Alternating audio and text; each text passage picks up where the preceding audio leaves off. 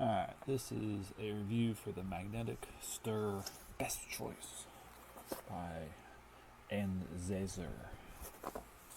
Probably butchered that, but the description, let's focus.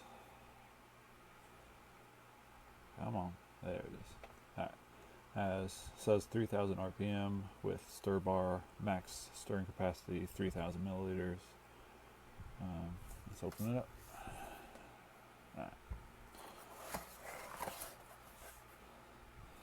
Man, this focus is not doing so good today. There it is. Alright. First thing, looks like power adapter. AC. Unwind this. See how long the cord is. Probably about 2 foot. Not long, but it's quite doable. There's the unit, piece of paper. It says, this device is widely used for heating and stirring in the school, laboratory, industry, mining, and food processing. Complete, connect power, turn on, turn the speed knob. Items, picture, nothing. Alright, let's look at the unit. Open it up. Ooh, so shiny. So, guessing that's the magnetic surface. Power on the back. I think it's really clean. No blemishes. Nice rubber feet. Feels really lightweight. Okay, so there's a click to be off all the way, then low speed, and probably max speed. So that's probably a power indicator. Let's plug it in.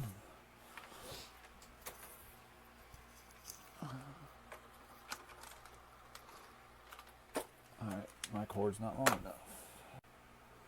Alright, just got a longer cord. I'm going to plug this in. This is turned off. And that's kind of hard to plug in. I think it's in all the way. Alright.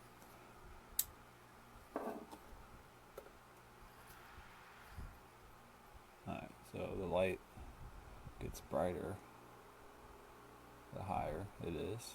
Okay. This is still on. That's off. On. You can hear something spinning when it's on. Alright. Let's turn it back off. Get the star bar out of the package. Can't ever open those up, so I'm just going to bust it right through. Bingo. Alright. This has like a nice powder coat finish on it. It's not powder coat. I'm not sure what it is. Alright. Well, that's stuck right to the middle.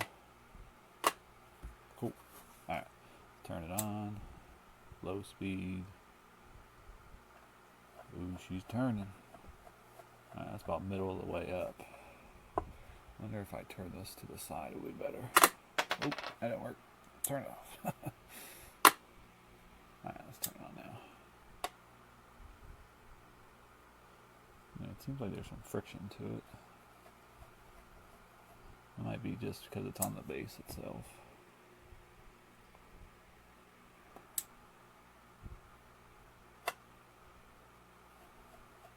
Oh, it works. Let's go get some water, test it. Alright, just get some water. That comes off. Don't know how much water this is. We do etching, usually in silver or copper or whatever else that we have metal wise. We use some kind of acid. I can't remember what it is, but you want to agitate it, so that's why we got this piece. Drop that in there. Let's move the camera some. Get the light in. Let's turn this up. Okay, so that was immediately faster. Nice. So that's halfway. Got a nice little cyclone. That is halfway. Oh, alright, it just popped out of the middle when I was a little bit up. I might need some more water or something. Let's turn it off.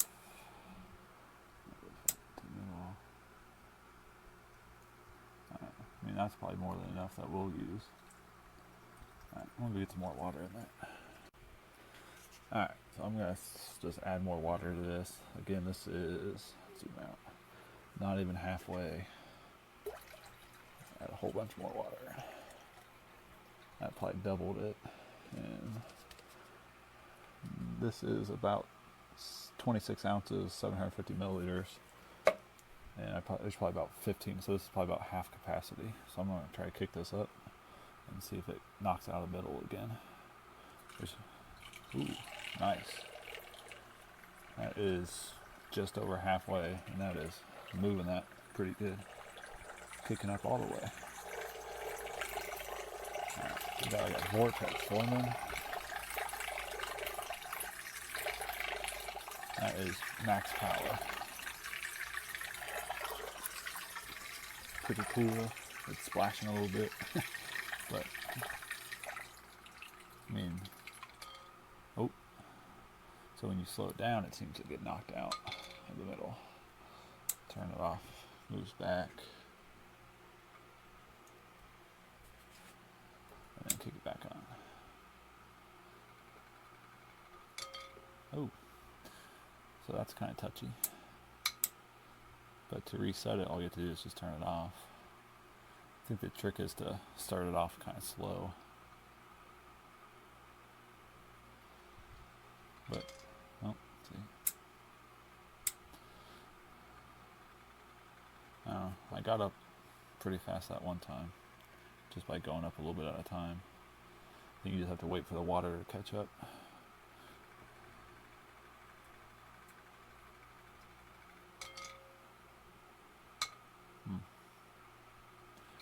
Kind of annoying, but I mean that's what we're going to use it for, so I can't really complain. Alright, that's it. Oh, one thing I forgot to mention is the size. So we're about 5 inches wide, 7 inches deep,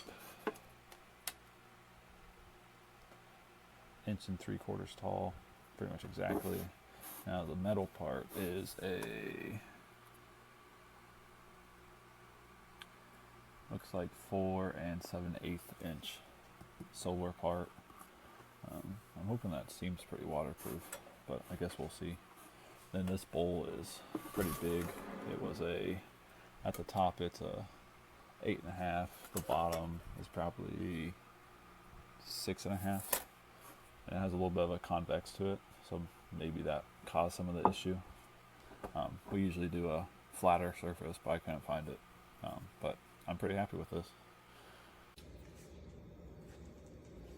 So this review is for the ANZESER magnetic stirrer. We've also got a magnetic stir bead in the bottom of the beaker, which is what's used to actually store the material. And OmniLab's beaker set, which contains multiple sizes. This one's a liter beaker, but we've also got a half liter, a quarter, and so on, all the way down to a really tiny beaker.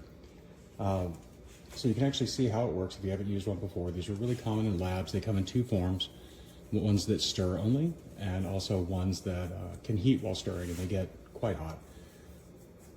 I found both of them also useful in just regular kitchens when you're doing preparation where you need to be exacting and where you need something stirred for a while, especially if you go to the hot plate version. You can actually prepare soups and other things and keep it under a constant stir. So let's go ahead and take a look at it. The first thing you do is there's a knob that you just twist, and it starts off in a green, and very slowly inch it up, and then it starts spinning a little bit, and as it goes it spins a lot more. So I'm going to back this off to, I'm just going to take it down all the way for a second, let it kind of stop. If I were to take, this is 2 tablespoons of cream. I'm just going to pour it in there, and the water's still moving a little bit so you see it move, but then I'll bring the stir up. And this water is cold, so normally coffee wouldn't mix really well into it. This is 2 tablespoons of instant coffee into 300 milliliters of water. And then we can turn it up. And if you'll notice, you get a good blend right away. You don't have to mess with it. If this beaker was much more full, laying a glass plate over the top would make sure that it doesn't spill. And right now this is at half speed, so it can go quite a bit more but you get kind of the point. It, I find them really useful in mixing things like reconstituting beef bouillon paste, like better than bouillon, because you can take warm to hot water, drop the mix into it, turn the stirrer on and let it work its magic until you're ready to incorporate it into your dish. This one is actually a great value. It's way cheaper than the last one I had that finally broke after 15 years, which did have a hot plate but was way more expensive. This was a bargain. I hope that was useful. So far, all 3 items have worked great. If you purchase separate additional stir magnet beads, you get a pack like this that's full of them. It's 8 total. And then the plate itself comes with 1. I like to have spares because as soon as I'm done mixing one thing, I'll set it off to the side and work through cleaning it later when I'm done cooking. Anyway, I hope this was helpful and have a great day.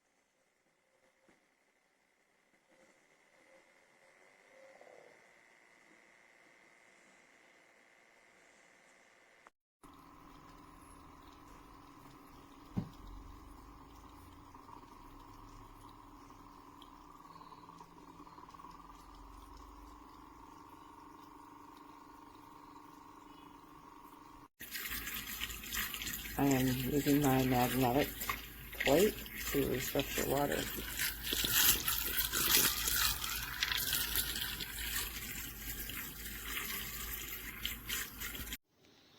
Prøv lige at se her, hvad der er kommet fra Tyskland. Nej. Ja, ja, ja. Mere. Målo. Målsommer.